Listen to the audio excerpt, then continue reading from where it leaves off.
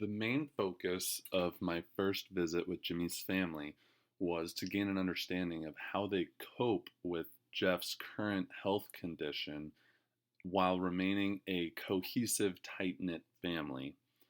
As I'd mentioned before, I had already had sort of a base rapport with the family since being, friends with Jimmy since undergrad. However, I really wanted to dive a little deeper into the relationship. I wanted to get to know his parents, Joe and Judy, better, and his brothers, Jeff and Jason, better. And what I noticed was that the family is actually more on the reserved side of the spectrum than I initially thought. Until you see them at church surrounded by their friends, they become the most outgoing, sociable people. And I wanted to learn how they operate, mostly with each other, but also how the family interacts with other members of the family throughout this current trial that Jeff is facing. From the outside, they seem, like I said, a little more distant, a little more reserved, and they do not show explicit signs of affection. They're not overtly affectionate towards one another.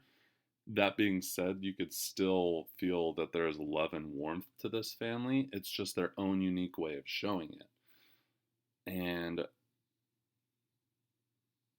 I wanted to see how the family handles the challenges that Jeff's condition places on the family unit. Setting up these meetings were actually very, very difficult. They all keep very busy schedules and they all work quite frequently, and their schedules just miss each other by a lot. They do make a point in time to gather every Sunday for church where they see each other and they sit with each other. And then following church, they actually go out to lunch most Sundays as a family. And they actually invite their family friends and their church family with them, whoever is able to make it on any given Sunday.